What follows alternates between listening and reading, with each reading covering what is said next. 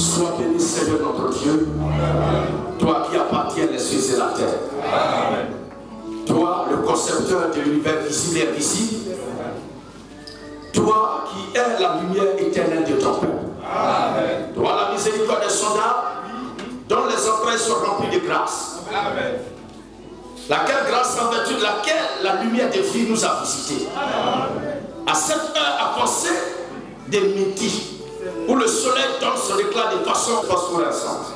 Parce que tu es celui qui donne l'éclat à cette lumière de vie au milieu de nous. Et tu fais briller ton visage. Et la splendeur de ta gloire rayonne dans la vie de ton Père. Tu nous rassembles ce matin pour que nous contemplions, Seigneur, ton amour. Pour que nous soyons témoins et des témoins privilégiés de la manifestation de ta bonté. Que tout ton peuple ici présent et partout dans le monde soit visité ce matin par ta grâce à l'écoute de ta parole. Et que tous ceux qui sont dans la chair soient visités par ta puissance de délivrance. Que les requêtes, les supplications, les sujets de prière de ton peuple qui se lèvent ça et là vers ton sanctuaire céleste trouve un écho favorable à tes yeux. Et qu'en retour tu exauces tous tes enfants. Parce que tu es notre seul abussu. Bénis ton Père. Bénis ce moment. Bénis tous nos enfants. Bénis le foyer de ton Père. Bénis nos femmes. Bénis les activités de ton Père. Accorde la guérison à ceux qui sont malades. Accorde la délivrance à ceux qui sont dans les liens.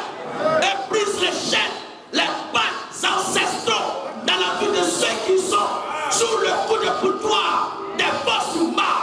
Et que la victoire dont tu as parlé dans ta parole soit le partage de ton Père. De la laine carquée, des montagnes effondrées, des sommets aplanis et des vallées comblées. Que le salut de Dieu demeure à jamais vivant dans la vie, au devant et au milieu du peuple de Dieu. En sorte que la confusion jamais ne soit confondue à la vérité de Dieu que nous prêchons. Et que cette confusion jamais ne soit mentionnée dans la vie de ton Père. Mais que toujours la lumière phosphorescente de ta gloire illumine ce chemin dans lequel tu nous as engagés. Que tous nos détracteurs visibles et invisibles soient dans la confusion. Et que sur le champ de bataille, nos détracteurs prennent la poussière. Au nom de Jésus-Christ, permets à tes enfants de savourer ta gloire ce matin. Quelles que soient les menaces, les tsunamis, les bouleversements, les chamboulements, les renversements des situations dans ce monde des ténèbres, que la vie de ton peuple soit préservée. Que la vie de ton troupeau soit préservée. Que la foi de ton peuple soit gardée intacte en toi. Et que la force nous soit renouvelée toujours par toi. Glorifie ton Seigneur ce matin. Bénis les activités de ton Père. Et que tout cela qui ajoute foi à cette parole de vie, l'évangile de la grâce de Dieu, que nous prêchons, que les bénédictions de Dieu qui accompagnent ce message soient le partage. Au nom de Jésus-Christ, dans cette fin d'année, Seigneur, je parle de fin d'année parce que c'est ce qui est dans la loi des hommes. Que toute programmation maléfique, diabolique, endiablée contre ton Père, retourne à l'envoyeur. Au nom de Jésus-Christ, prends soin de nous, Père, et que la victoire soit le partage de tes cibles. Nous te le demandons au nom de Jésus-Christ. Amen.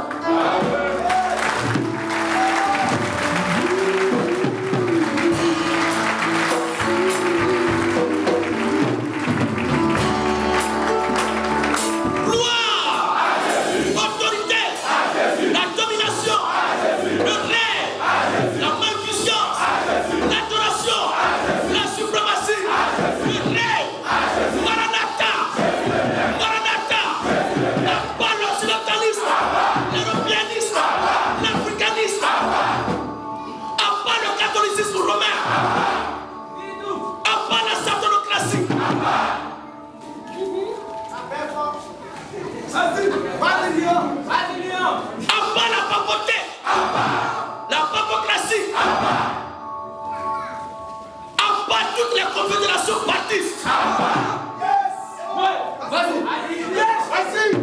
toutes les confédérations assemblées de Dieu. Abba toutes les confédérations célestes.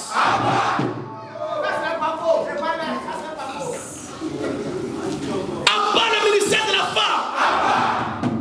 Abba les francs-maçons, les Illuminati, les Rosicruciens, les Raéliens, les Ekankas, Arish Krishna, Ateya, Abba l'église de Maba, Abba l'église Bidesi, Yeso, Abba les Foursquare,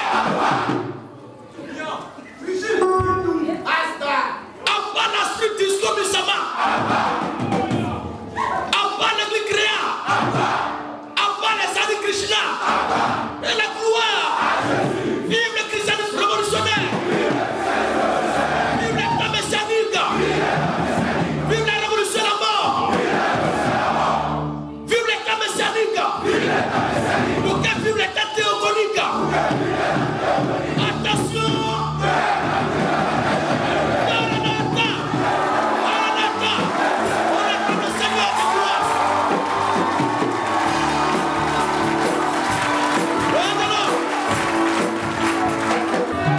On acclame le roi de gloire.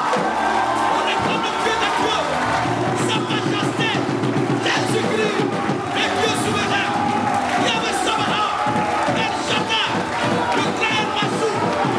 Le grand Basso. Jesus name. Yes.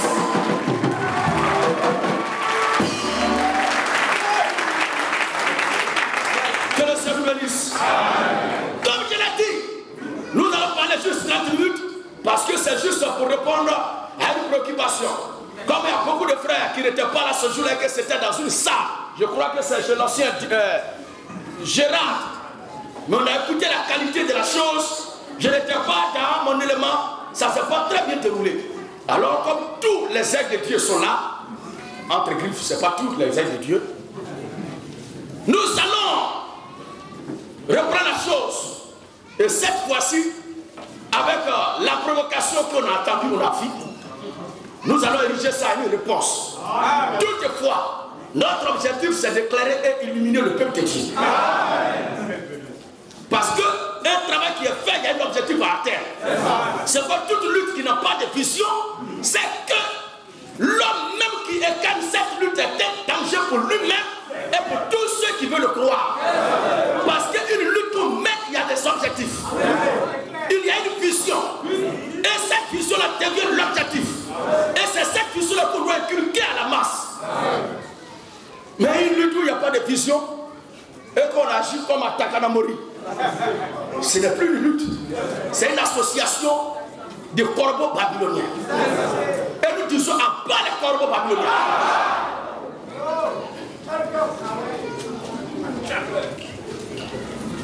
Exode chapitre 3. Exode 3. Le verset 1 à 5. Moïse faisait perdre le troupeau de Jéthro, son beau-père, sacrificateur de Madian. Je vais aborder ce sujet avec beaucoup d'aisance par la grâce du Seigneur Jésus-Christ.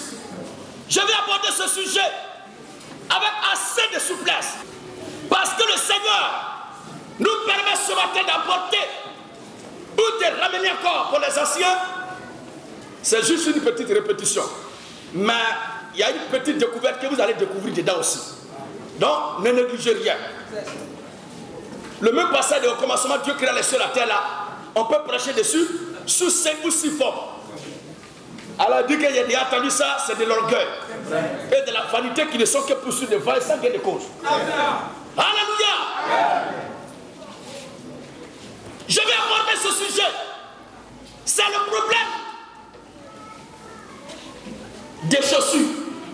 Notez comme sujet de l'enseignement du jour le port de chaussures. Port comme porté. Ne voyez pas port autonome ou bien parc.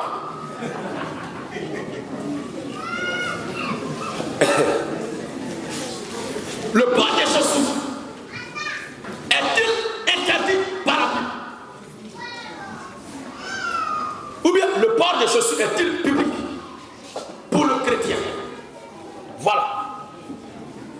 C'est ça. Le port des chaussures est-il public pour le chrétien? Point d'interrogation. Prenez cet enseignement et voyez ces gens qui se promènent du pied et comprenez l'esprit qui les anime. Alléluia. Amen. Parce que la parole de Dieu est la lampe pour l'enfant de Dieu. Et c'est elle qui nous permet de cerner ce qui se trouve dans le noir, dans les ténèbres, dans l'obscurité des ténèbres. Alors, avec la lampe de ce message, vous comprendrez vous-même et vous verrez l'état et la nature d'esprit qui anime ces gens qui se promènent nu-pieds. Et à vous-même de juger si c'est l'esprit de notre Seigneur Jésus-Christ ou bien c'est l'esprit de l'autre là. Alors, on y va. Exode 3, 1 à 5. Voici le passage qui sont mal compris. Voici ce passage béni de Dieu qui sont pervertis, dont ils ont tordu le cou, qui sont pervertis pour leur propre bête, parce qu'ils sont visités par un vieux démon de l'enfer qui s'appelle à tort l'Esprit de Dieu. Et ils se vantent de prendre leur Dieu comme étant le plus grand prophète du XXIe siècle. Oui, il est le plus grand prophète du XXIe siècle, mais plus grand prophète de qui? Parce qu'il y a deux sources. Il y a deux esprits, il y a deux envoyeurs. Il est le plus grand prophète de qui? Nous allons le dépeindre ce matin. Sur ce point, tous les accoutrements même là, depuis le nord de la communauté jusqu'à Abi, tout est problème. Mais aujourd'hui, on va se concentrer uniquement sur l'affaire des chaussures. Vous qui êtes plongés tout entier dans des fausses doctrines, vous osez vous attaquer à la révolution chrétienne. La lutte que nous menons est inattaquable. Amen. Ce combat est inattaquable parce que l'œuvre a été éprouvée par Dieu et elle est passée au scanner fait par Dieu et elle est sortie et présentée à la lumière du monde par Dieu lui-même, en sorte qu'il n'y ait pas de faille, une lutte irrépréhensible, incorruptible et elle est pure. En sorte que ceux qui croient en Dieu par ce message, leur foi soit fondée et demeure inébranlable. Prenez ce message. Si vous ne maîtrisez pas les autres messages qui ont été donnés, mais prenez-le là. Faites un effort dans tout ce qu'on donne là. Faites un effort pour maîtriser un seul sujet. Et ce sujet-là, chargez-le.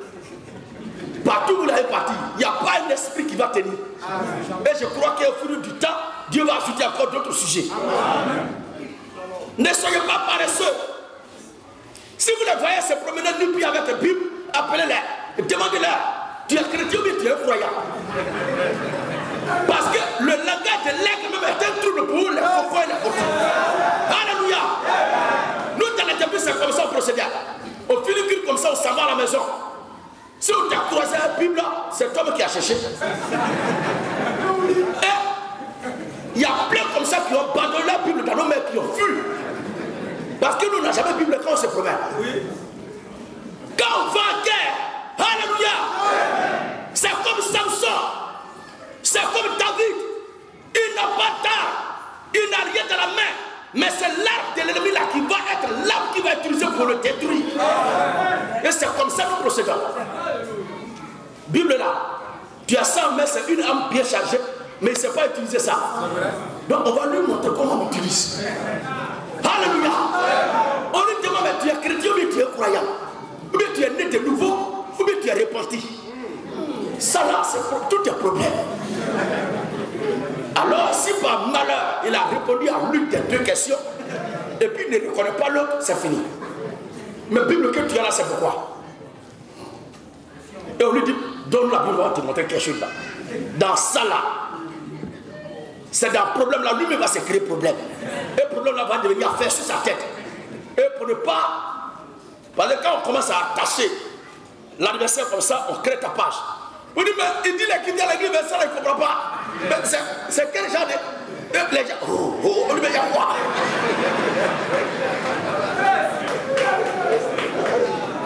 Et quand les religieux les plus zélés, quand ils voient, parce qu'il y a beaucoup, dans ceux qui viennent là, il y a d'autres qui croient comme lui aussi.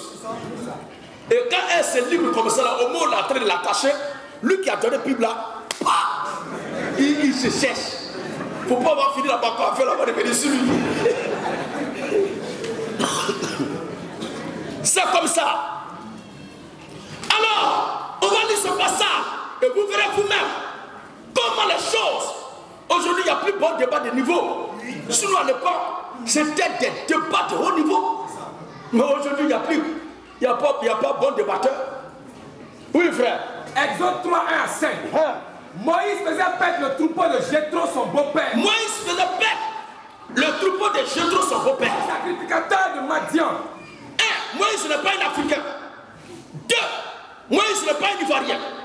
3. Ce que Dieu causait avec Moïse là n'était pas pour nous tous. C'est une causerie, un entretien entre Dieu et son poulet Moïse. Vas-y. Et il mena le troupeau derrière le désert. Moïse mena le troupeau derrière le désert. Et vers la montagne de Dieu à Horeb. Horeb là c'est ici, en Côte d'Ivoire. Est-ce que c'est en Afrique? Non. Horeb. N'oublions pas tous ces faits historiques. Ce sont des détails très importants. Vas-y frère. L'ange de l'Éternel lui apparut. L'ange de l'Éternel lui apparut dans une flamme de feu. J'aimerais attirer votre attention, vous frères et sœurs, vous nouveaux, venus de la foi, partout dans la Bible, où vous verrez l'ange de l'Éternel. Ne cherchez pas deux, ne cherchez pas trois choses. Il est question de Dieu lui-même sous la forme angélique. Amen. Je répète encore, à tous ces nouveaux convertis qui sont là, à tous ceux qui étaient là qui n'ont pas encore entendu cela, partout dans la Bible, je veux parler de notre document sacré, de notre testament, de ce livre des livres, de ce livre mystique. Alléluia. C'est un livre très très mystique. Si Dieu t'a pas dit, tu ne comprendras jamais.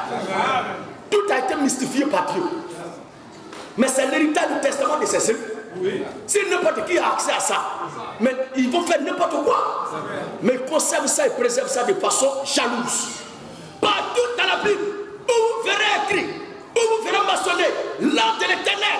L'ange de l'Éternel, il est question de l'Éternel Dieu lui-même, sous la forme angélique. Amen. Illustration dans ce passage. L'ange de l'Éternel lui apparut dans l'ange de l'Éternel lui apparut au milieu d'un buisson.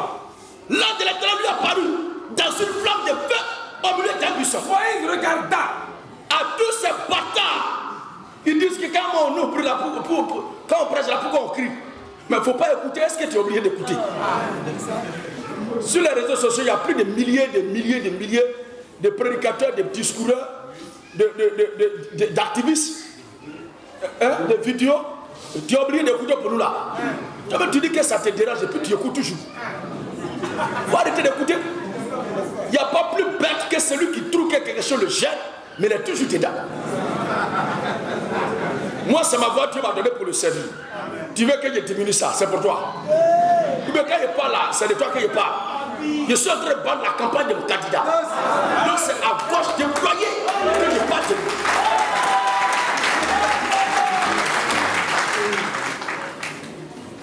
Alors, si toi, ça te gêne, oui, frère. Moïse regarda. Voici le buisson était tout en feu. Voici le buisson était tout en feu. Et le buisson ne se consumait point. Le buisson ne consumait pas. Moïse dit, je vais me détourner pour voir. Je vais me détourner pour voir. Quelle est cette grande vision? À l'introduction, la Bible dit quoi? Moïse faisait perdre le troupeau de son beau-père, Jéthro. Et l'ange de l'Éternel lui a paru. N'oubliez pas cela. L'ange de l'Éternel lui a paru. Ensuite, l'ange de l'Éternel lui a paru. L'ange de l'Éternel lui a paru. Dans une flamme de feu. Dans une flamme de feu. Au milieu d'un buisson. Moïse regarda. Et voici le buisson était tout en feu. Et le buisson ne se consumait point. Pourquoi? Moïse dit, je vais me détourner pour voir. Je vais me détourner pour voir. Quelle est cette grande vision? Quelle est cette grande vision? Et pourquoi le buisson ne se consume point? Pourquoi le buisson ne se consume point? L'Éternel vit. Alléluia. Il n'est plus dit l'ange de l'Éternel. Mais il a dit l'Éternel vit. L'éternel vit. L'éternel vit. Il se détournait pour voir. Que Moïse se détournait pour voir. Et Dieu l'appela du milieu du buisson. Dieu l'appela du milieu de l'âne de l'Éternel. L'Éternel est maintenant Dieu. Alléluia. C'est comme ça le langage biblique.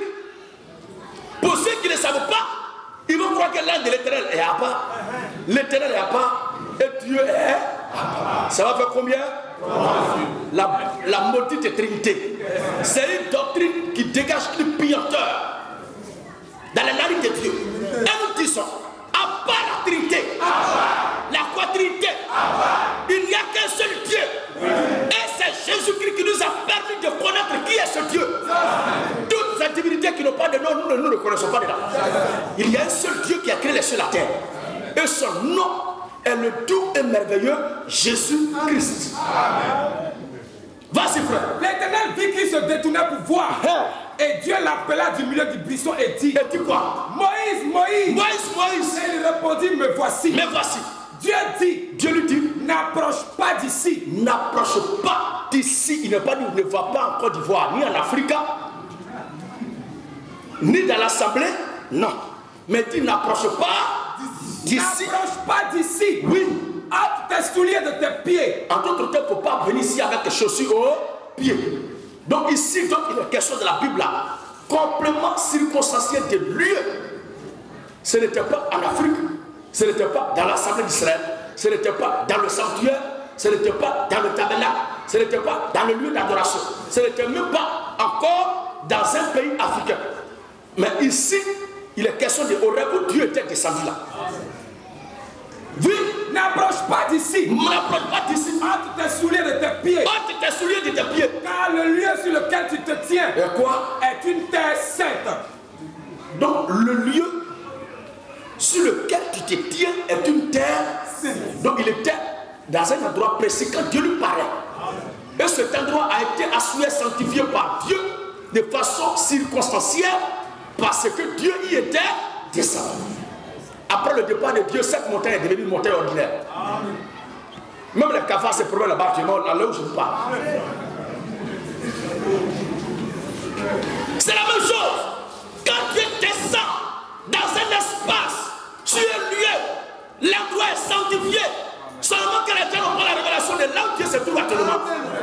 Les gens n'ont pas la révélation du continent sur lequel Dieu se trouve actuellement pour ramener son peuple à lui. Tous ceux que les yeux rivent encore vers l'Occident, vous êtes égarés. Il y a des écrits des jaloux qui, quand ils m'entendent parler, ils disent, mais ce qu'il dit là, tel a déjà dit ça, tel a déjà dit ça. Mais ceux que tu envoies là, devaient dire quoi logiquement? Et ceux que vous dites qu'ils ont déjà dit ce qu'ils sont en train de dire là. Mais avant qu'ils ne disent ça aussi, d'autres avaient déjà dit ça. Ou bien, ceux que vous dites que quand je dis on prêche là, c'est ce que l'autre avait dit, ce que ceux-là avaient dit là, qu'il est en train de dire aussi là.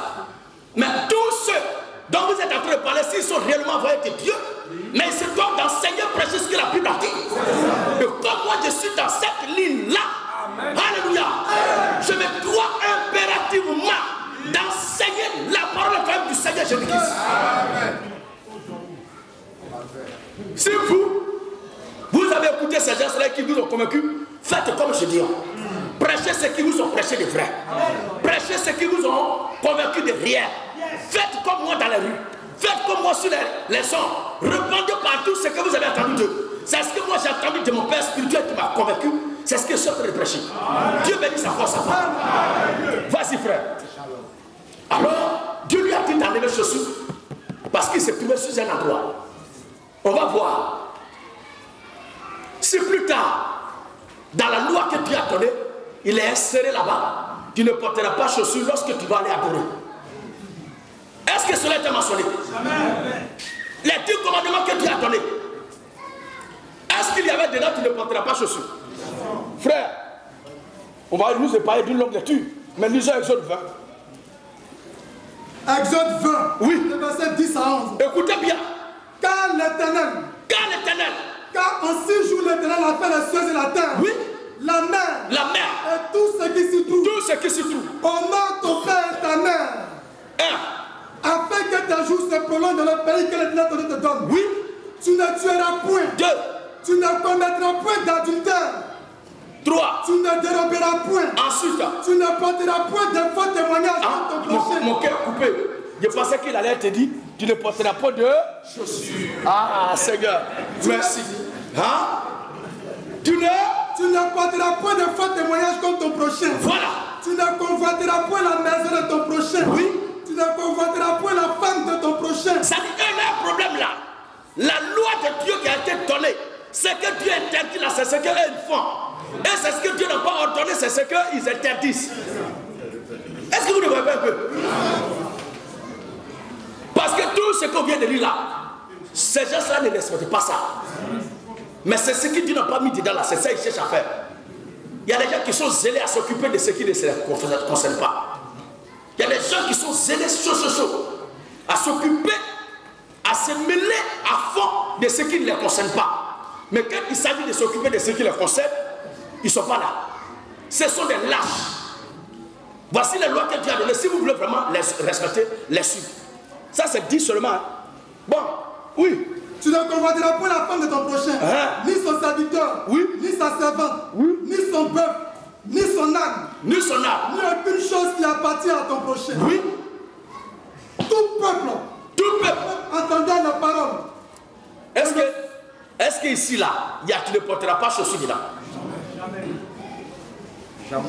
Quand ils vont discuter, quand ils vont vouloir faire des voix avec vous, quand ils vont vouloir vociférer des paroles de menaces ou de malédictions contre vous, prenez votre sang-froid et demandez-leur, après leurs allocutions, que nous appelons une élucubration, parce que c'est une véritable tour de préjudiciation qu'ils font. Il n'y a rien d'allocution dedans. Leur demandez-leur simplement, c'est écrit où maintenant où Dieu a dit de ne pas porter chaussures pour aller l'adorer. Ils ne trouveront pas. Le plus souvent, ce qui fatigue nos frères, les jeunes prédicateurs, c'est qu'ils veulent tellement démontrer qu'ils sont connaisseurs, qu'ils maîtrisent tout, qu'eux-mêmes se fatiguent. Ils sont toujours sur la défensive, mais contre-attaquer aussi. Ce n'est pas à vous seulement que les gens doivent soumettre les questions, mais vous aussi, vous devez agir comme notre maître, le Seigneur Jésus-Christ le fait. Quand les gens lui posent des questions, lui aussi retourne la réponse par une question. Amen, amen. Posez aussi la question. C'est où Dieu a dit de ne pas porter chaussures pour l'adorer. Vous ne devez pas passer votre temps à vous justifier à tout moment. Eux aussi se doivent de se justifier. Puisque ce sont eux qui nous accusent. Ça veut dire qu'ils sont assis sur un fondement qui leur permet de croire qu'ils sont de la vérité. Alors qu'ils nous apportent les justifications de leur fondement biblique. À part les raisonnements. Nous continuons doucement. Exode chapitre 12, le verset 10 à 12. Regardez ce passage. Lors de la sortie des Hébreux de l'Égypte pour aller à Canaan. Exode 12. 10 à 12. 10 à 12. Et Deutéronome chapitre 10, 29, le verset 5. Et Cantique des Cantiques, le chapitre 7, le verset 1. On va lire rapidement ces trois passages de l'Ancien Testament et on va tirer la conclusion avec 2 versets du Nouveau Testament. C'est un sujet très court pour ne pas que les gens soient agacés. Pour mieux comprendre, mieux cerner directement de quoi nous voulons parler. Exode 12, 10. Oui. Vous n'en laisserez rien jusqu'au matin. Lorsque le peuple devait quitter l'Égypte pour aller à Canaan, Dieu a donné la prescription sur la Pâque, la célébration de la Pâque, l'animal, le repas pascal que vous allez faire. Lorsque vous allez le consommer, vous ne laisserez rien jusqu'au matin. Et s'il en reste quelque chose, le matin, vous le brûlerez au feu. Vous allez le brûler au feu. Quand vous le mangerez, vous aurez vos raisins. Vous aurez vos raisins. Vos souliers aux pieds. Vos souliers, vos quoi? Vos souliers aux pieds. Pour la célébration de la Pâque. Pour la célébration de la Pâque. Pour la célébration de l'anniversaire d'Israël. Je ne crois pas qu'il y ait une plus grande fête en Israël que la célébration de la Pâque. Ça c'est clair. Parce que c'est la fête d'indépendance. Alléluia. C'est ce jour Dieu les a libérés de la captivité pharaonique égyptienne. Et ce jour-là est décrété une journée nationale de libération, d'indépendance pour Israël.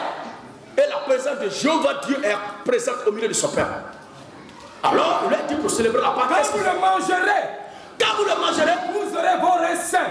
Vous aurez vos raisins. Vos souliers aux pieds. Vos souliers aux pieds. Et votre bâton à la main. et votre bâton à la main. Et vous le mangerez à la hâte. Est-ce qu'il a dit d'enlever les souliers pour célébrer la Pâque?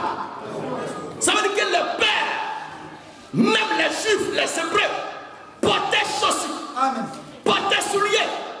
Et le fait de porter souliers fait partie des prescriptions que Dieu a au contraire données par rapport à eux, qui disent de ne pas porter chaussures sous prétexte que Dieu aurait dit cela quelque part. Pour partir là, Dieu lui a demandé de porter chaussures. Or, quand il partait, Dieu était au milieu d'eux. Oui, mais c'est vrai. Il y avait la colonne de feu dans la nuit et elle s'est transformée en colonne de nuit dans la journée. Et l'âne de l'Éternel dont on a parlé tout à l'heure se tenait devant le peuple.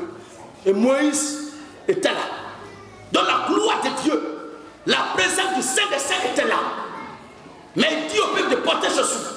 Non pas n'importe quelle chaussure, mais souliers. Souliers. Hein? Bien fermé, souliers. Une vraie stone.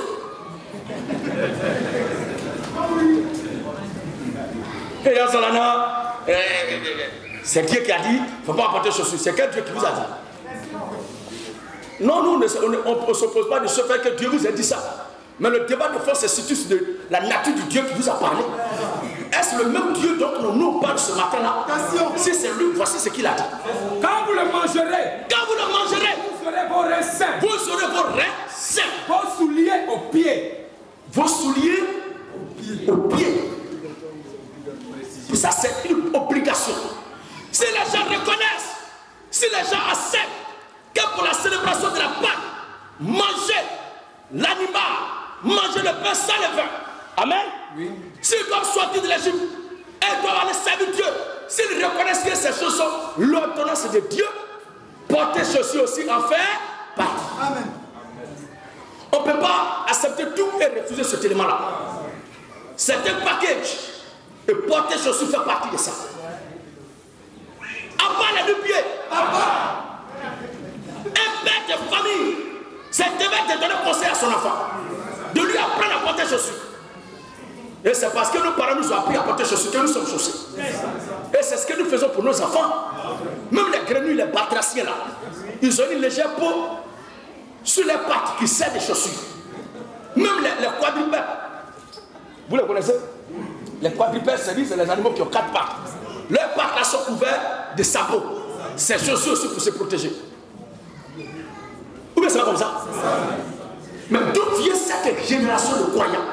De croyants parce qu'ils ne peuvent même pas les appeler chrétiens. Christianisme laisse, c'est l'obscurantisme africain à outrance.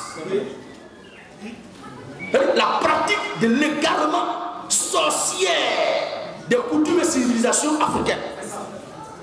Moi, je fais mes publications à des gens qui disent je suis un véritable danger pour les coutumes et traditions africaines. Et qu'on devait exhorter tout le monde à revenir aux traditions et coutumes africaines. Ah bon? Qui t'a dit ça? Qui t'a dit que je suis africain? Partout dans le monde entier, il y a une guerre, un problème identitaire qui se pose. Quand un enfant naît là, le problème de la paternité est un sérieux problème.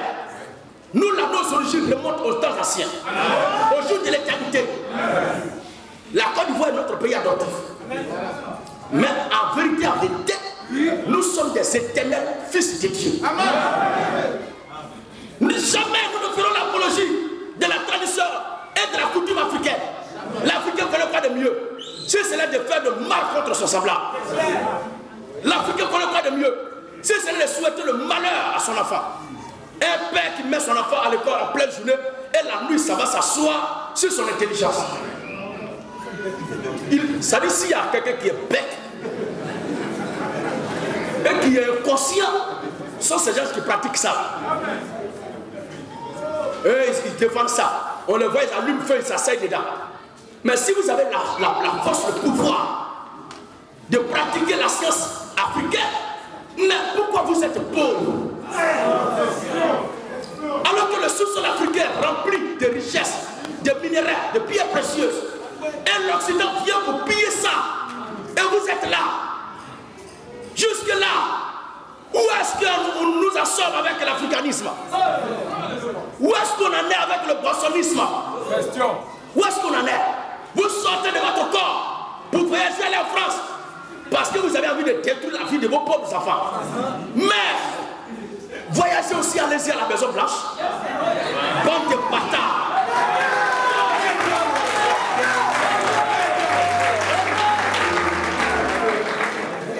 Je le répète encore, je ne peux pas avoir un tel pouvoir et voir mon peuple, mon continent, scroupir sous le coup de boutoir de la civilisation occidentale, de la souffrance, de la misère et de la pauvreté, et je vais croiser les bras. Logiquement, elle est là, avec la science que détiennent les Africains, dans leurs bêtises qu'ils appellent coutumes et civilisation, sorcellerie là. Aucun Africain ne devait être pauvre. Il y a plein de villages comme ça. Quand tu vois ce village, on dit c'est un village qui ne représente rien, mais la nuit c'est le village le plus illuminé de la religion. Illuminé où? Vous êtes illuminé comment? Vous, votre lumière la bénéficie à qui? Tous les sorciers sont des bâtards. À bas l'africanisme. Les coutumes africaines. Alors où les gens ont besoin de voir la démonstration de votre pouvoir, on ne vous voit pas. C'est sur moi, ma page, je voulais vous déchaîner. Vous êtes mal tombé. Vous êtes mal tombé. Bande de criquets. Amen.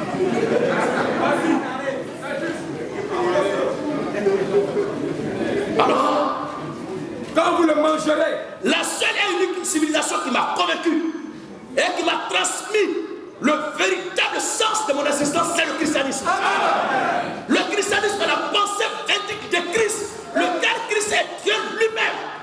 Alors cette pensée-là n'a pas de nationalité sur la terre des hommes. Elle vient de Dieu comme le soleil. Le soleil n'a pas de nationalité. Non, le christianisme c'est pour les blancs. Qui vous a dit ça? Donc les blancs ont leur Dieu qui les a créés, les noirs ont leur Dieu qui les a créés. C'est vous qui croyez que noir, l'homme noir est symbole du diable. Hein?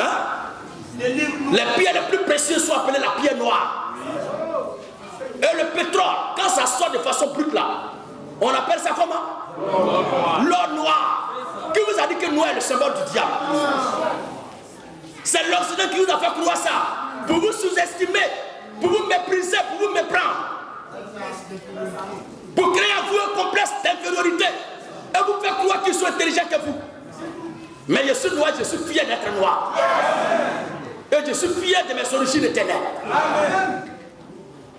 Cependant, je ne dis pas que Abraham est africain.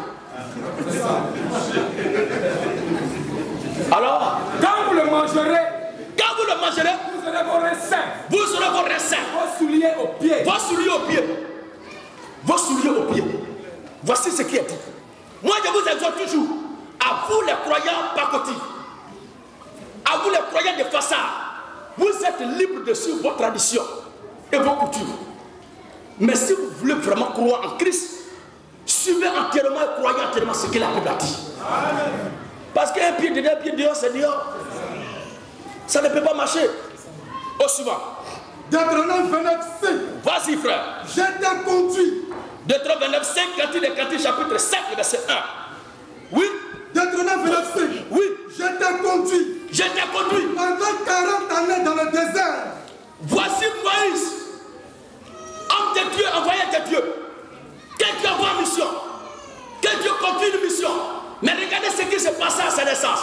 Quand Moïse est né, Dieu a dit qu'on le prenne par lui, le déposer sur les roseaux là-bas pour le cacher. Pour ne pas que Pharaon, son ordre qui a été donné de tuer tous les enfants mâles, nouveau-nés, le prenne en compte.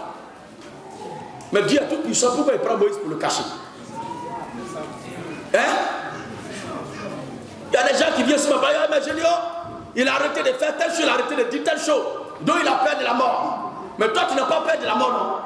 Pourquoi quand tu dors, même là, tu fermes ta porte? Hein? Ou bien, Dieu n'est pas au contrôle de ta vie. Il ne veille pas sur ta maison. Tu t'arrêtes dormir, tu vérifies si les portes sont vraiment bien fermées. Bâtard! Donc toi, tu fermes ta porte, c'est moi qui ai exposé ma vie. Vous asseyez dans vos maisons, vous racontez des bobards. Venez sur le terrain. Venez sur le terrain et vous comprendrez réellement le sens de la vérité de ce que nous disons. Amen. Alléluia. Amen. Même le Seigneur Jésus, quand il est né, Dieu a demandé que son père Samuel le prenne pour aller se cacher en Égypte. Vous voyez, c'est pas écrit. Dieu est tout puissant, mais c'est dans sa toute puissance là, il montre aussi cette voie de se cacher. La mort.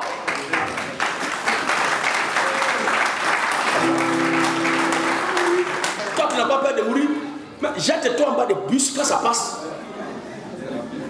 Quand voiture vient, tu quittes la route. Mais Dieu a dit, il a entendu ce comédien-là, car Dieu a dit, je veillerai sur toi. Et aucun grain de tes cheveux ne tombera, sans que cela ne soit sa volonté.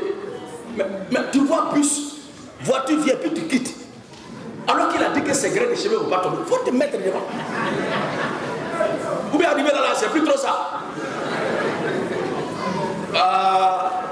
Moi, je ne sais pas qu'est-ce que vous avez fait pour que vous me souhaitiez le malheur. Il y a des bâtards qui disent que je l'ai activement recherché. Il y a le frère qui m'appelle, il me dit, je suis recherché par qui et pour qui. Parce que pour aucun, il y a un petit trou dans le même temps, leur souhait, le plus grand souhait, est-ce que Jésus fait partie de ceux qui ont été tués. C'est tout leur prière qui est là. Mais je suis dans votre sang, 100 ans. Alléluia. Je me garderai en vie.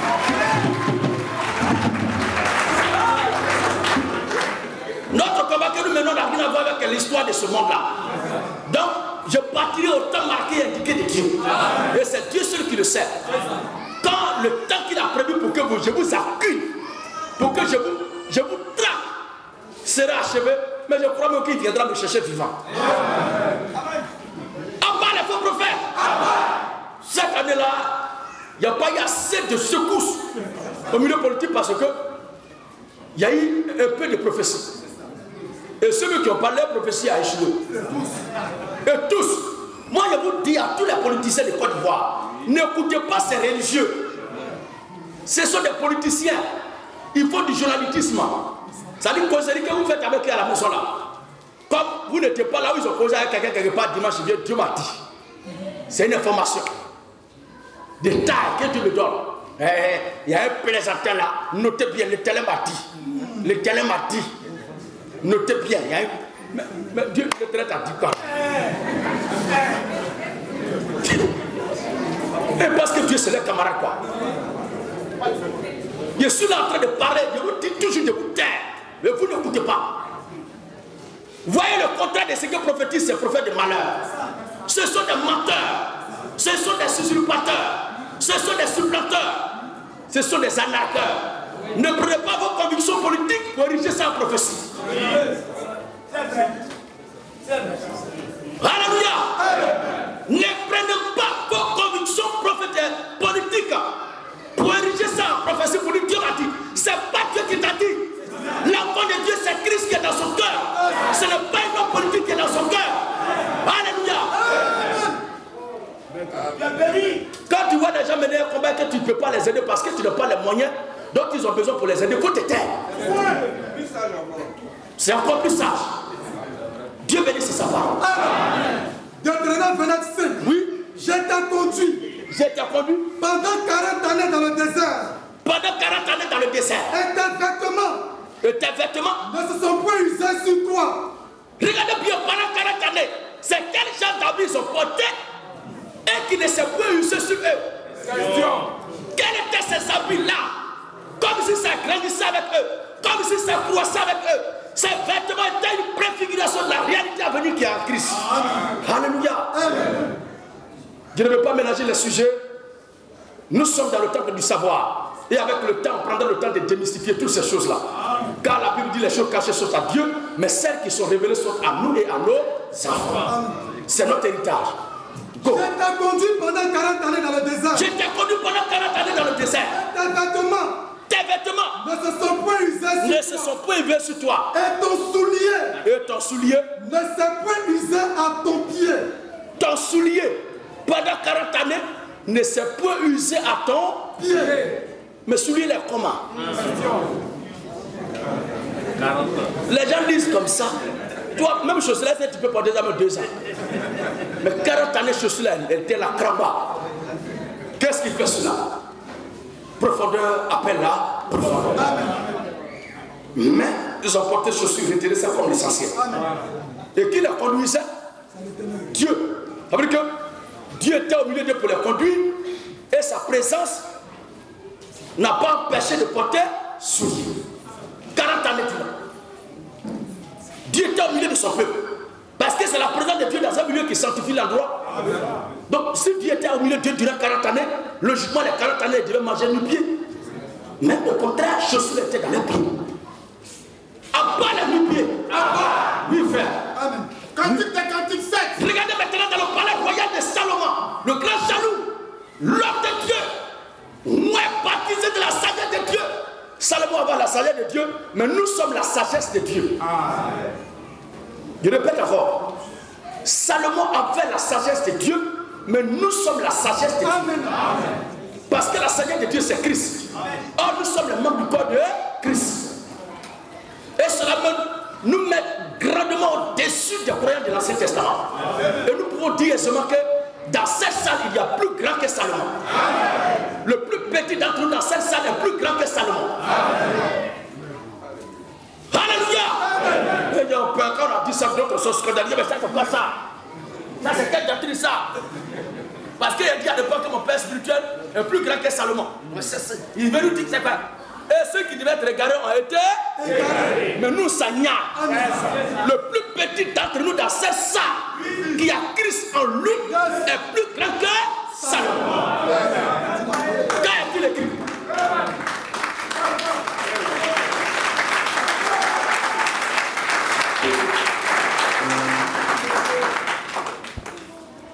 Depuis les prophètes ont parlé jusqu'à Jean-Baptiste, n'est-ce pas? Et parmi ceux qui sont nés de la femme sur la terre des hommes, il n'y a pas eu de plus grand que Salomon, Jean-Baptiste. Il n'y a pas eu de plus grand que Jean-Baptiste. Matthieu 11, le verset 10 à 11. Et cependant, je vous le dis en vérité. Je vous le dis en vérité. Parmi ceux qui sont nés de femmes. Parmi ceux qui sont nés de femmes. Il n'en a point paru de plus grand que Jean-Baptiste. Il n'en a pas paru de plus grand que Jean-Baptiste. Est-ce que Salomon n'est pas né de femme? Est-ce qu'Abraham n'est pas né de femme? Jacob n'est pas né de femme? Élie n'est pas né de femme? Vas-y frère. Parmi ceux qui sont nés de femmes. Oui. Il n'en a point paru de plus grand que Jean-Baptiste. Cependant, le plus petit dans le royaume des cieux. Ne mettez pas Melchisedec parce que lui n'est pas né de femme. La Bible dit qu'il n'a ni commencement de jour, ni fin de vie. Il n'a ni généalogie, ni père, ni mère. C'est le Seigneur Jésus-Christ lui-même, sous la forme de sacrificateur de l'Ancien Testament.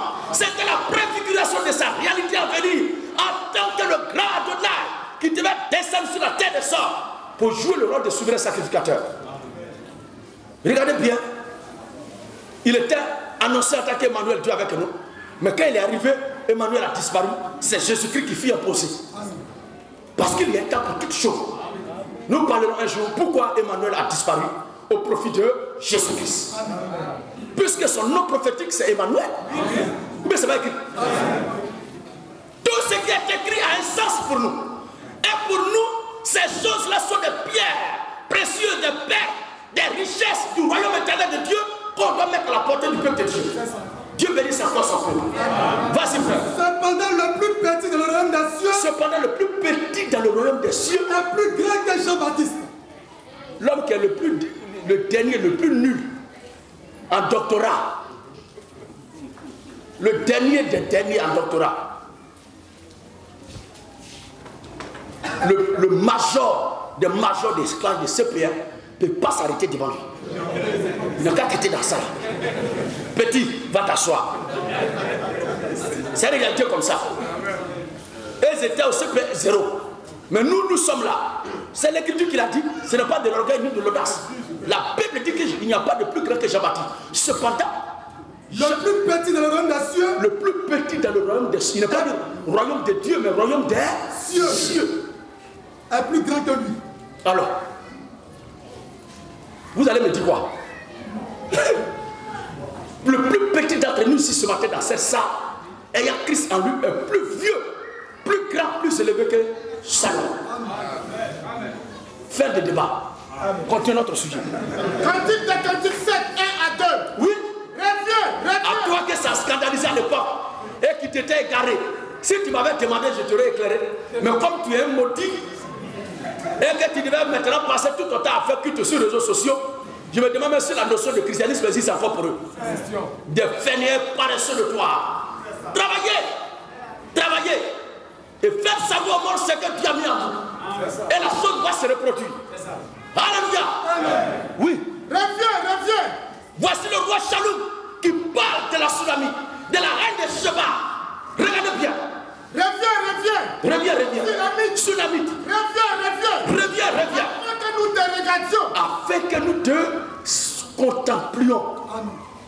Qu'avez-vous à regarder la tsunamite? Qu'avez-vous à regarder la tsunamite? Comme une danse de deux cœurs.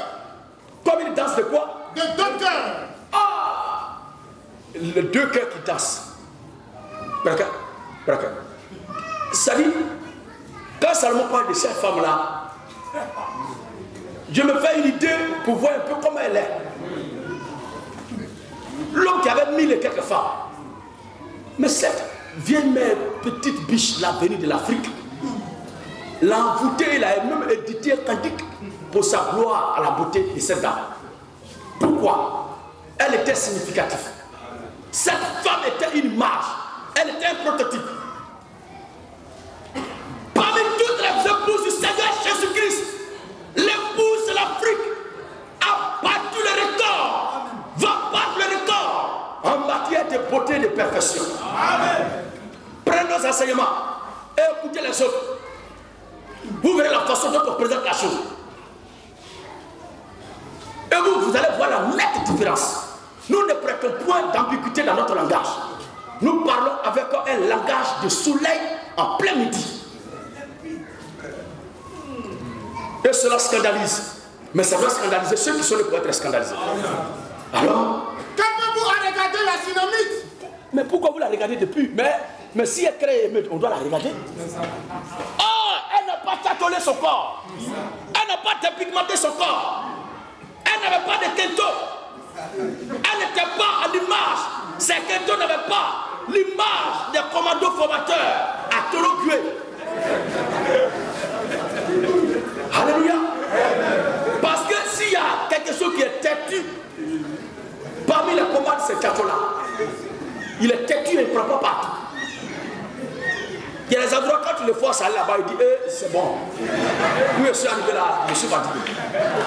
Parce que la vitesse, la capacité dont il a été doté, c'est pour un niveau. Là où toi tu veux l'amener maintenant là, il te prend les choses en main. Parce que quand tu t'envoies, il faut savoir t'envoyer. Tu l'envoies jusqu'à il sait qu'il ne peut plus. Donc il s'arrête là. Alors, on ne sait plus maintenant. Il y a d'autres soeurs, on a vu il y a 6 mois. Aujourd'hui, tu les vois. Tu ne sais plus si c'est la même chose. Tu es obligé de mener les enquêtes, poser assez de questions pour savoir si c'est elle. Pourquoi? Parce que tu l'as connue noire et aujourd'hui, elle est jaune. Attendez. Ou tu l'as connue jaune aujourd'hui, elle est blanche. Ou tu l'as connue blanche aujourd'hui, elle est pâle. Arrêtez de vous brûler le corps.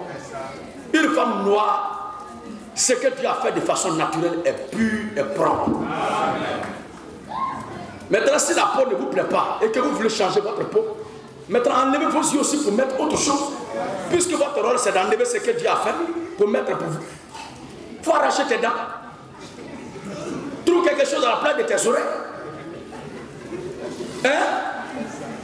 Change ta langue aussi. Arrêtez de vous dépigmenter. À vous, fille de Dieu. C'est une pratique qui est propre à Jézabel. Elle est propre aux filles du monde. Ce n'est pas l'esprit de Dieu qui fait cela. La transformation dont a parlé l'Écriture, c'est à l'intérieur de toi, servant de Dieu. Tu dois brûler ton corps, mettre les fossiles comme éventail. C'est quelle souffrance c'est ça? Et ton mari, il aime ça? C'est que c'est pas un fils de la révolution chrétienne. Assurément, c'est un vendu.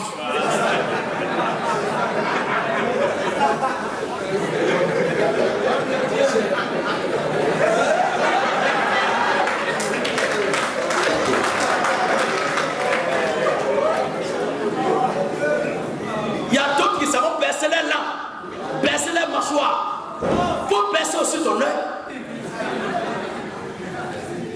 Arrêtez ces choses. Parce que quand on fait quelque chose, il y a un objectif à atteindre. Surtout quand on est chrétien. Est-ce que l'acte de pause me rapproche plus de mon sauveur dans ma communion avec lui. Et ce n'est pas le cas, arrêtez ça. Oui, frère. Calmez-vous à regarder la tsunamite. Oui. Comme une danse de deux cœurs. Que tes pieds sont beaux. Que tes pieds sont beaux. Dans ta chaussure. Amen. Dans ta Fille de presse. La tsunamite là, elle est quittée l'Afrique ici, elle n'a même pas entendu parler de ce que Dieu a dit à Moïse, chausser, chaussures pour partir, tout ça. Mais la loi de Dieu de porter chaussures est gravée dans son cœur. Et elle a porté chaussures pour rentrer dans le palais de Salomon. Lequel palais est le siège de Salomon, lui qui est le juge de la nation d'Israël. Ou bien c'est pas vrai? Or là aussi, l'homme de Dieu, c'est là que se repose la gloire de Dieu. Salomon n'a pas dit, enlève chaussures pour rentrer. Il y a un religieux là, nous allons lui rendre visite, et puis il dit qu'on doit enlever chaussures pour rentrer. Il dit, je t'attends dehors. Si je dois enlever chaussures parce que c'est une question de propriété, mais les chiffons sont là pour essuyer la maison. Parce que toi, tu adores l'esprit, tu lui as donné ton âme. Tous ceux qui doivent rentrer dans ta maison doivent se soumettre à ça. Il a dit que j'attends dehors. Si vous finissez, vous me retrouvez ici. Moi, je dis dehors. Je ne peux pas. Je ne peux pas. Ma voiture est tombée en panne, j'étais en train de causer avec des jeunes gens là. Et on dit, il y a un pasteur d'une église qui a entendu parler de moi beaucoup, donc il aimerait me voir. Donc il s'assoit dans son temple là-bas, et il envoie les gens, allez-y m'appeler Gédéon.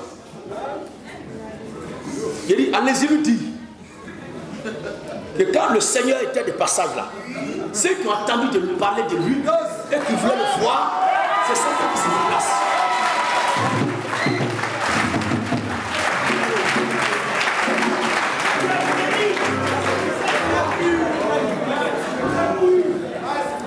C'est un doyen.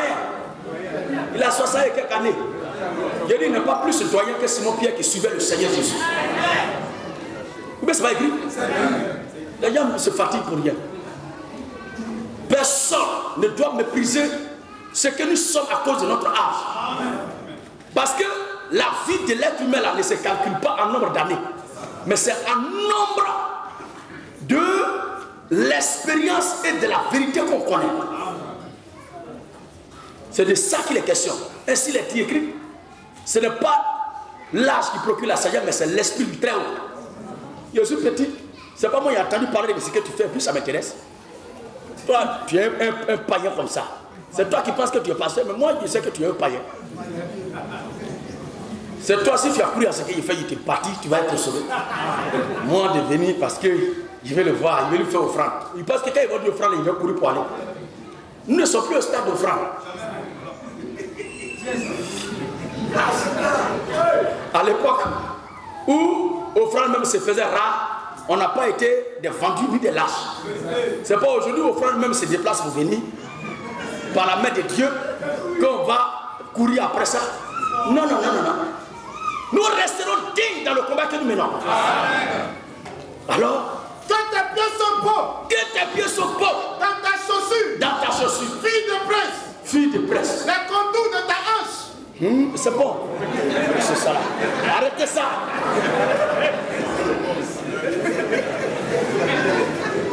Salomon souvent vraiment. Quand il si vous voulez lire ça, ne soyez pas en jeûne de prière. Autrement, si vous êtes en jeûne de prière, priez beaucoup Dieu. Sinon, si vous ne vous levez pas en esprit pour comprendre les choses spirituellement, il va vous plonger profondément dans la chair. C'est un langage fort. C'est très fort. Mais Dieu est plus fort que ce langage-là. Alors ça, c'est le témoignage de Salomon dans l'Ancien Testament sur le sujet de la tsunami. Maintenant, dans le Nouveau Testament, on va lire juste ces passages. Matthieu chapitre 2, le verset 1 à 2, et 9 à 12. Et le troisième prend Luc chapitre 2, 8 à 14. Matthieu 2. 1, il est écrit. 1 à 2. 1. Jésus est né à Bethléem. Je vais vous présenter la naissance du Seigneur Jésus-Christ. Et le Seigneur Jésus-Christ lui-même. Jésus-Christ est le grand Dieu des cieux, manifesté en chair. Nous le croyons bien sûr. Est-ce que nous le croyons? Jésus-Christ est le grand Dieu des cieux, manifesté en chair. Celui qui a parlé à Moïse là, le grand Jésus, c'est lui Jésus-Christ. Lui qui était dans le buisson d'Adam, c'est lui Jésus-Christ. Regardez maintenant. Jésus est né à Bethléem en Judée. Écoutez très bien, cette partie-là est très importante. Je ne veux pas que vous dormiez, frère. Dis à ton voisin, il n'est pas l'heure de dormir. Viens faire comme les pasteurs là. Jésus est né à Bethléem en Judée. Au temps du roi Hérode. Oui. Voici les mages d'Orient arrivés à Jérusalem. Les mages d'Orient venaient à Jérusalem. Et dit, où est le roi des Juifs qui vient de naître? Regardez très bien. Le Seigneur Jésus-Christ est né. Ni aucun souverain sacrificateur, ni aucun prophète en Israël, ni aucun croyant, ni aucun scribe, ni aucun pharisien n'a une étoile du Seigneur. Mais les premiers à le capter, les premiers à avoir la révélation de qui est le Seigneur Jésus-Christ qui vient de naître, c'était des magiciens. Et ils sont venus lui faire allégeance. Un jour, je vous livrerai, par la grâce de notre Dieu, dans l'onction du Seigneur, un message époustouflant sur la naissance du Seigneur Jésus-Christ et les 3 mages d'Orient. Cela vous comprendrez. Que si nous-mêmes, Dieu ne nous a pas livré, la personne ne peut rien nous faire dans ce monde. Il reconnaissait en lui le grand maître. Il reconnaissait en lui le Dieu des dieux. Il reconnaissait en lui le souverain premier. Il reconnaissait en lui celui qui les a créés. Parce qu'on ne peut adorer une divinité que lorsqu'on reconnaît en elle ses origines. Oui, mais c'est pas vrai. Autant de David, autant de Shaloum, autant de Saoul, tous les rois d'Israël, Jéroboam, lisez les Écritures, Osias, lisez les Écritures, Ézéchias, lisez les Écritures. Vous ne verrez pas la naissance d'un roi d'Israël où les gens sont venus pour l'adorer à sa naissance. Jamais. Vous ne verrez jamais cela. L'adoration appartient à Jésus-Christ seul, le grand Dieu des cieux.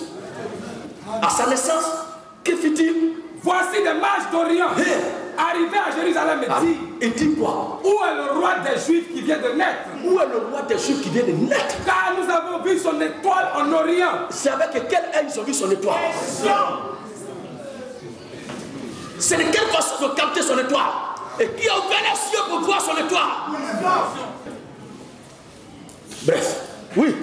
Voici des mages d'Orient arrivés à Jérusalem et dit. Des mages arrivés à Jérusalem et dit. Où est le roi des Juifs qui vient de naître? Où est le roi des Juifs qui vient de naître? Car nous avons vu son étoile en Orient. Oui. Et nous sommes venus pour l'adorer. Le mot adorer est trop fort. Il n'a pas dit nous sommes venus lui faire des présents. Il n'a pas dit nous sommes venus lui faire allégeance. Il n'a pas dit nous sommes venus lui souhaiter bonne arrivée. Mais nous sommes venus là. Ce sont des initiés. Leur langage est un langage occulté. Ils savent très bien le sens des mots. Ils ne peuvent pas dire qu'ils sont venus adorer une simple créature, un être humain comme ça. En plus, c'est un bébé. Ils sont venus l'adorer parce qu'ils ont vu cette étoile se détacher. Quand ça se détache, c'est seul le maître des cieux et de la terre qui se déplace. Et eux, ils ont fait les études du zodiaque, ils savent ça très bien. Et cette étoile-là ne se déplace pas comme ça. Quand elle se déplace, c'est que c'est le très haut qui bouge. Les gens s'amusent. Quand on parle, ils viennent nous envoyer où comme ça? Bon, moi, je ne vous force pas à comprendre ça. Croyez en Jésus, vous êtes sauvés, c'est l'essentiel, c'est bon. Arrêtez-vous là. Mais moi, j'ai ma chose comme connaissance, je ne vous dis pas. Voilà, pour ne pas que les gens soient scandalisés. Parce qu'il y a d'autres qui ont dit, ils ont vu Sagittaire, ils disent, mais ça c'est quoi ça? Articulation de l'homme et animal.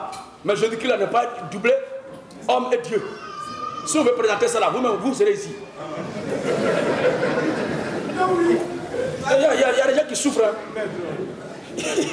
Révéler d'un cœur sincère à la révélation. Où nous sommes là, rien ne peut nous effrayer. Si la chose même vient, arriver à notre niveau là, il va regarder jusqu'à lui, ah, lui là on ne peut pas le tromper, il va partir. Mais si Dieu laisse ça passer, c'est qu'on doit parler de ça. Ce n'est pas de nous qu'il est question, il est question de d'abord Dieu lui-même. Puisque c'est de son œuvre qu'il est question. Dieu bénisse son peuple. Alors Matthieu 2, 9 à 12. Après avoir entendu le roi, il partit. Et voici l'étoile qu'ils avaient vue en Orient. L'étoile qu'ils avaient vue en Orient marchait au-devant d'eux. Jusqu'à. L'étoile marchait. L'étoile marchait devant eux. L'étoile marchait devant eux. Jusqu'à ce qu'elle est arrivée. Cette étoile-là, quel problème? Pour marcher. Tout ça là, il faut qu'on vous explique. Jusque-là, beaucoup n'ont jamais su. C'est aujourd'hui, quand il y a dit l'étoile a marché là, que beaucoup vont commencer à réfléchir sur cette affaire. Mais c'est écrit depuis longtemps. Mais l'étoile a toujours marché. Et cette heure encore, elle continue de marcher. Alléluia.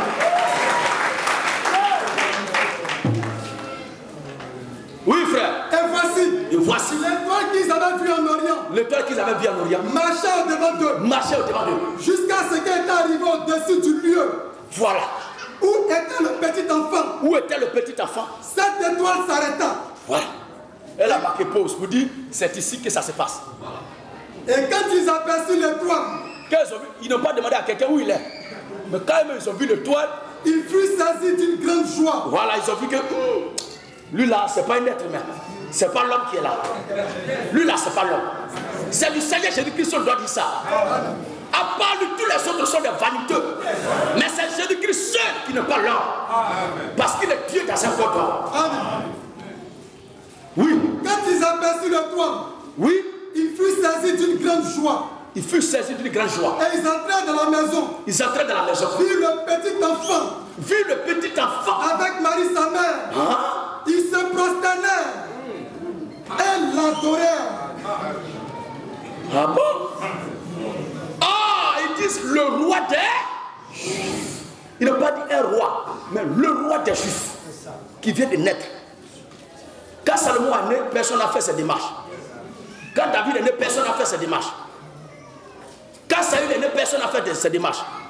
Quand Jéroboam est né, personne n'a fait ses démarches. Mais c'est à la naissance du Seigneur Jésus-Christ qu'ils ont fait ces démarches et puis sont venus à tout. Pourquoi? Parce qu'il est Dieu. Il est le grand Dieu des cieux manifesté dans ce corps d'homme. Il est là pour jouer un rôle, pour la rédemption de son peuple, pour la délivrance de ses élus. Oui, frère. Quand ils ont passé l'étoile. Mais Jésus étant Dieu, est-ce qu'il a dit que quand les mages là sont arrivés là, ils ont enlevé les chaussures? Est-ce qu'ils ont enlevé les chaussures? Ils entraient dans la maison. Est-ce que Marie et Joseph ont enlevé les chaussures? Pour être avec Jésus. Parce que pour eux, c'est là où il y a Dieu, il y a la sainteté, non? Ou bien c'est parce qu'ils disent. Et quand Dieu est là, on doit enlever les chaussures, non? Voici Jésus-Christ, plénitude de la sainteté, qui est là. Est-ce que ses parents ont enlevé les chaussures? Est-ce que les mages ont enlevé les chaussures? Est-ce que cette localité de Jérusalem, les gens, de Bethléem, les gens ont enlevé les chaussures? Personne n'a enlevé les chaussures. C'est une doctrine qui vient tout droit de la morsure du dragon. Ce n'est pas Dieu. Oui, frère. Quand ils aperçurent l'étoile, c'est bon. Ils se sont prosternés, ils ont adoré Jésus. Parce qu'il est Dieu. Parce que l'adoration appartient à Dieu seul. Ces mages-là ne sont pas des nyafou-nyafou. Ce sont des grands maîtres avancés dans la loge initiatique. Ils connaissent très bien. Ils savent cerner et lire, interpréter les signes et les étoiles dans le zodiaque. Maintenant, Luc 2, 8 à 14. Luc 2, 8 à 14. J'ai pris le passage de Matthieu pour que vous compreniez que Jésus-Christ est le même Dieu qui est descendu à Horeb là. Et puis Moïse a enlevé les chaussures, c'est lui qui est descendu ici. Et les mages n'ont pas enlevé les chaussures. Donc ils n'ont qu'à arrêter de distraire les gens. Oui. Et il y avait dans cette même contrée, oui, des bergers qui passaient dans les champs. Des bergers qui passaient dans les champs. Les veilles de la nuit. Les veilles de la nuit. Pour garder les troupeaux. Pour garder les troupeaux. Et voici. Un ange du Seigneur leur apparut. Un ange du Seigneur leur apparut. Et la gloire du Seigneur resplendit autour d'eux. La gloire du Seigneur resplendit autour d'eux. Il fut saisi d'une grande frayeur. Mais l'ange leur dit. L'ange leur dit. Ne craignez point. L'ange leur dit. Il n'est pas dit ici. Il n'est pas dit ici l'ange de l'Éternel. Mais l'ange du Seigneur, non. Mais l'ange tout court. Parce que ce n'est pas Dieu. Il ne pouvait pas être là et puis avoir un autre corps ailleurs. Non, non, non. Il ne peut pas avoir deux représentations à la fois. C'est le corps plus l'esprit seul. Alléluia. Oui. Mais l'ange dit. L'ange dit. Ne craignez point. Ne craignez point. Car je vous annonce une bonne nouvelle. Quelle est cette bonne nouvelle? Qui sera pour tout le peuple. Qui sera pour tout le peuple. Le sujet d'une grande joie. Voilà. C'est qu'aujourd'hui. C'est qu'aujourd'hui. Dans la ville de David. Dans la ville de David. Il vous est né un sauveur. Il vous est né un sauveur. Qui est le Christ. Le Christ. Le Seigneur. Le Seigneur. Il n'y a pas deux. C'est pour vous dire que c'est le même éternel là. C'est lui qui est descendu encore dans un corps. Cette fois-ci, pas sous la forme angélique, mais dans un corps humain. Mais sa présence là, est-ce qu'il a dit au berger d'enlever les chaussures pour aller le voir? Est-ce qu'il a dit ceux qui étaient dans la vie de David ont enlevé les chaussures? Est-ce que l'ange là leur a donné d'enlever les chaussures? Puisque là où Dieu est, on doit enlever les chaussures, c'est ce qu'ils disent. C'est une fausse doctrine. Ça tient même pas à tous les niveaux. Maintenant le Seigneur. Et voici. À quel signe vous le reconnaîtrez? C'est bon frère. Ce qui est sûr, le Seigneur est descendu sur terre. C'est ça que nous retenons. Et l'ange qui leur a parlé là n'a pas dit d'enlever les chaussures. C'est ça le plus important pour dire ça à ces païens-là. Luc 3, le témoignage concernant le Seigneur lui-même quand il était sous terre. Sa vie. Luc 3, le verset 15 à 16. Luc 3, 15 à 16. Oui. Comme le peuple. Je suis très content, la voix de mon oncle est revenue maintenant. Comme le peuple était dans l'attente. Et que tous se demandaient en eux-mêmes. Tous se demandaient en eux-mêmes. Si Jean n'était pas le Christ. Si Jean n'était pas le Christ. Il leur dit à tous. Jean-Baptiste leur dit à tous. Moi, je vous baptise d'eau. Mais il vient. Celui qui est plus puissant que moi. Celui qui est plus puissant que moi. Et je ne suis pas digne. De délier la courroie de ses souliers. Donc Jésus-Christ portait. Je veux que vous le disiez encore. Je veux que vous le dites encore. Je veux que vous le diriez encore. Il dit, je ne suis pas digne. De délier la courroie de ses souliers. De délier la courroie lacée de ses souliers. Voici lui-même c'était suprême. Il portait chaussures. Maintenant vous êtes en terre de qui? Parce que dans ce qu'on fait là, et puis je suis en train de transmettre ce matin, c'est pour Jésus. Hein? Ou bien c'est pas ça? Donc je crois aussi que c'est pour la cause de Jésus entre griffes qu'eux ils ne portent pas chaussures. Maintenant voici Jésus lui-même qui porte chaussures. L'idée de partir la main à porter chapeau rouge. Et puis toi tu dis aux gens de ne pas porter chapeau rouge. Ça veut dire quoi? À part les fausses doctrines. Oui, je ne suis pas digne. Oui, je ne suis pas digne. De délier la courroie de ses souliers. Voici qui est clair. Je ne suis pas digne de délier la courroie de ses souliers. Et maintenant, Marc, l'ordonnance du Seigneur qu'il a donnée. Marc 6, 7 à 9.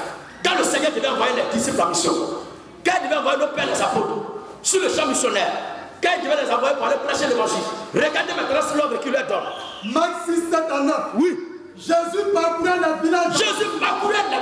D'alentour. En enseignant. Alors il appela les 12. Et il commençait à les envoyer 2 à 2. Il les envoyait 2 à 2. En leur donnant pouvoir sur les esprits impurs. Il leur prescrivit de ne rien prendre pour le voyage. Si ce n'est un bâton. De n'avoir ni pain, ni sac, ni monnaie dans la ceinture. Ensuite, de chaussettes, de sandales. Voilà. Champ missionnaire. Ceux qui doivent aller sur le champ missionnaire, le Seigneur met dans l'ordre de mission de porter chaussures. Chaussettes de sandales.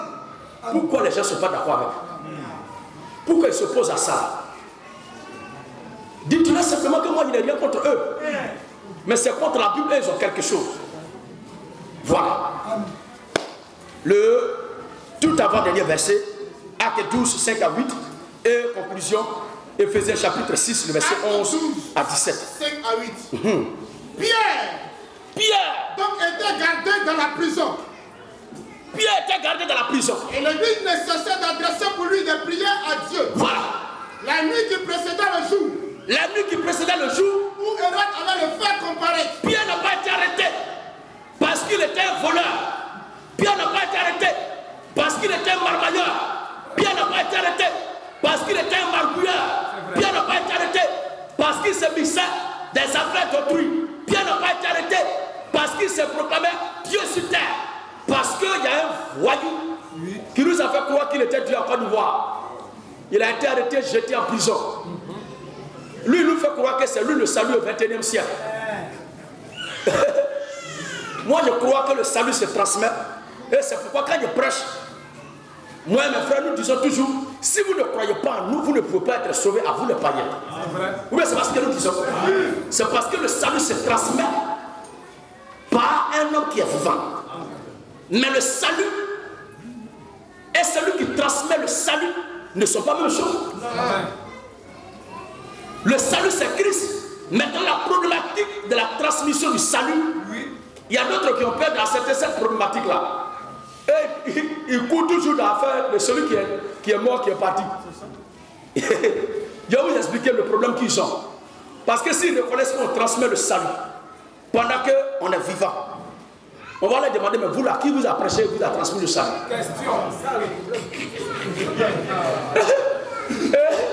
Et là, ils sont morts. Ils sont morts. J'ai écouté une discussion entre deux enfants. Oui, ce sont des enfants des ténèbres. Des enfants de rébellion, des excommuniés de part et d'autre, de leurs différentes communautés, des rebelles, des emboutés, des égarés. Il les a écoutés discuter. Parmi les deux, il y a un qui était pire. Parce que dans le mal, il y a le pire. Amen. L'autre qui a dit que le salut se transmet par un serviteur de Dieu qui est vivant. Lui, c'est vrai, c'est bon. Mais là où il a tout gâté, c'est qu'il nous dit que c'est un homme qui est salut maintenant. C'est là que tout est gâté. Maintenant, notre groupe qui est dans le pire, c'est-à-dire qui est pire, c'est-à-dire ce groupe-là reconnaît que c'est Jésus qui est le salut, mais ne peut pas accepter que le salut se transmet par un homme. Ce groupe-là est pire. Et ces deux sont dans le même lot. Mais à vous tous, je vous attends sur le champ de bataille. Alléluia. Parce que les deux groupes, chacun d'eux est d'accord avec nous en partie. Mais nous avons la totalité de la réalité elle-même. Nous avons la totalité de la vérité. C'est moi, Gédéon de la Tchétuva, qui dans mes campagnes ici en Côte d'Ivoire partout, est présenté publiquement, même dans les radios, dans les médias, que le salut c'est le Seigneur Jésus-Christ. Pour le salut des élus de Dieu. Et mes preuves de mes vidéos sont là. Mais là où l'hypocrite ne peut pas rentrer, c'est qu'il ne peut pas reconnaître maintenant que le salut se transmet par un homme. Effectivement, le salut se transmet par un homme. Amen.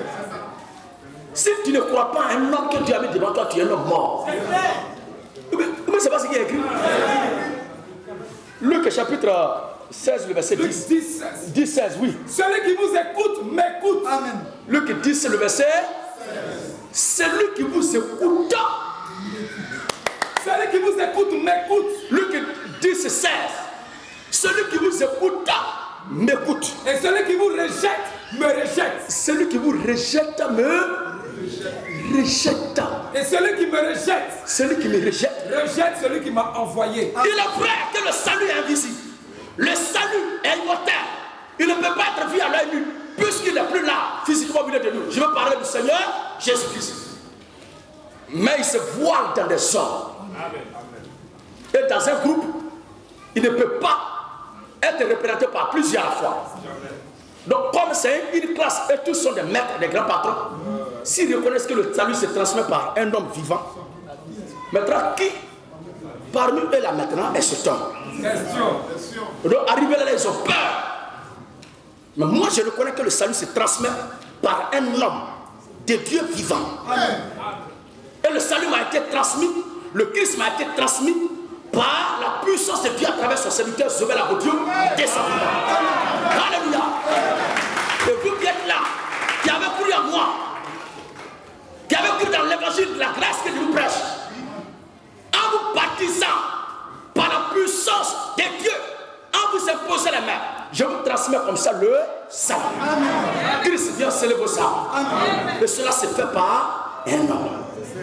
Et Dieu connaît ce principe-là pour sauver les mortels. Il était obligé de prendre un corps mortel.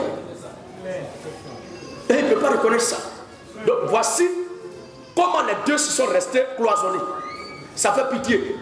Mais nous sommes très sévères. Et tous ces groupes-là, nous les appelons publiquement. Lorsque nous sortons, Nous leur demandons de ne même pas nous avertir. Ils n'ont qu'à nous surprendre et mettre leur nom sur la liste. Alléluia. Je vais présenter au groupe A que le salut, effectivement, se transmet par un homme, mais aucun ne soutient le salut. Et je vais présenter au groupe B que, effectivement, le salut, c'est Christ, mais il se transmet par un homme vivant de la part de Dieu. Dieu bénit sa parole. Amen. Pierre, lié de deux chaînes. Lié de deux chaînes. Dormait entre deux soldats. Toi, un pécheur qui est né de façon barbare à la suite d'un affrontement suéreux entre ton père et ta mère, comme nous tous là, de façon terrible, horrible, une bataille, prière, tu es né là. Tu as dit que tu es le salut. Bataille spirituelle. Alléluia. Ta doctrine la même dégage une pianteur. Ça sent mal comme les souris de caniveau des rues de Bremakouté d'Abidjan. Un plâtre notoire, cafard de caniveau ça. Et il est le salut. Toi, tu es salut de qui? Toi, un débauché. Tu ne remplis même pas les critères d'un véritable serviteur de Dieu. À plus forte raison, le salut de Christ. Arrêtez ça. Arrêtez ça. Tu ne peux pas être le salut. À part les faux prophètes. Oui, frère. Pierre. Lié de deux chaînes. Lié de deux chaînes. Dormait entre deux soldats. Dormait entre deux soldats. Et des sentinelles. Et des sentinelles. Devant la porte gardant la prison. Oui. Et voici. Un ange du Seigneur survint. Un ange du Seigneur survint. Et une lumière brillait dans la prison. L'ange réveilla Pierre. En le frappant au côté. Et en disant, bien-aimé de Dieu, réveille-toi. Lève-toi promptement. Les chaînes tombaient de ses mains. Et l'ange lui dit, mets ta ceinture. Et tes sandales. Donc l'ange même en sa présence exhortait Pierre à porter ses chaussures. Et Pierre a fait quoi? Et il fit ainsi. Voilà. Et l'ange lui dit encore, oui, enveloppe-toi. Oui. De ton manteau. Donc il portait manteau. Manteau là, ça là, il portait ça. Ce n'était pas une soutane blanche qui est fine comme pour une femme qui s'en va à la salle de noces. C'est-à-dire, on ne sait pas qu'est-ce qu'ils veulent faire. Atteindre à la pudeur et à la modestie. Et quand le vent souffle sur eux, tout ce qui est en bas est dessiné par leur habit. Tellement c'est fait. Et ils appellent ça habit saint. Nous prêcherons ici sur habit là aussi. Amen, amen.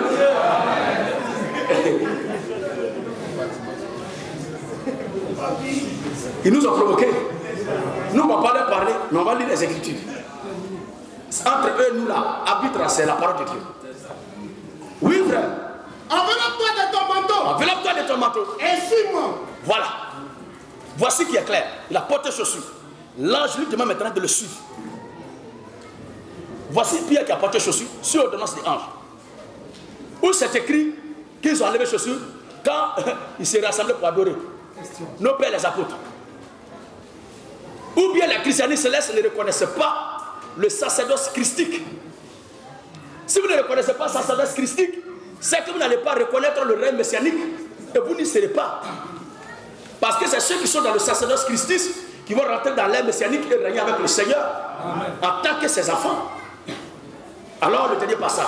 Éphésiens 6, 11 à 17. Alors, tous ensemble.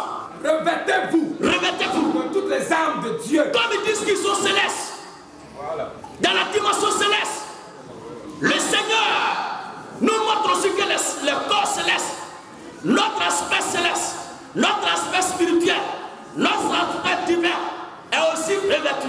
Amen. Éphésiens chapitre 6. 11 à 17. 11 à 17. Revêtez-vous. Revêtez-vous. De toutes les armes de Dieu. Dans d'autres versions, il a dit de toutes les armes de l'esprit. Mais ici, les armes de Dieu. Continue. Afin de pouvoir tenir ferme. Afin de pouvoir tenir ferme. Contre les ruses du diable. Vas-y. Car nous n'avons pas à lutter contre la chair et le sang. Nous n'avons pas à lutter contre la chair et le sang. Mais contre les dominations. Contre les dominations. Contre les autorités. Contre les autorités. Contre les princes de ce monde de ténèbres. Contre les princes de ce monde de ténèbres. Contre les esprits méchants. Contre les esprits méchants. C'est quoi? Sur la base de cette parole, je prends autorité sur tout esprit impur ce matin. Et sur toute maladie de la vie du peuple de Dieu ce matin. Et qu'au nom de Jésus-Christ, tous les frères, toutes les sœurs, même les enfants qui souffrent d'un problème quelconque soit visité par la main puissante du Seigneur. Alors, c'est pourquoi prenez toutes les armes de Dieu. Prenez toutes les armes de Dieu. Afin de pouvoir résister dans le mauvais jour. Prenez toutes les armes de Dieu afin de résister dans les mauvais jours. Et tenez ferme. Et tenez ferme. Après avoir tout surmonté. Continue bien à me dire. Tenez donc ferme. Tenez ferme. Ayez à vos reins. Écoutez maintenant. Ayez à vos reins la vérité pour ceinture. 1. Revêtez la cuirasse de la justice. 2. Mettez pour chaussures. Mettez. Même dans les dimensions spirituelles, dans les dimensions célestes, puisqu'ils disent au christianisme céleste, le corps céleste encore doit être revêtu de l'accoutrement divin. Et dans l'accoutrement divin, il est mentionné. Mettez pour chaussures à vos pieds. Mettez pour chaussures à vos pieds le zèle que donne l'évangile de paix. Alléluia. Alors, s'ils disent qu'ils sont célestes et qu'ils ne sont pas d'accord avec nous les terrestres, puisque le christianisme est terrestre, dans leur compartiment céleste encore, il est ordonné, ce n'est pas une causerie, ni encore une discussion, mais c'est un ordre. Il est ordonné de chausser les chaussures sur ceux, que tous ceux qui ne portent pas chaussures reviennent à de bons sens et portent chaussures. Shalom à tous, shalom.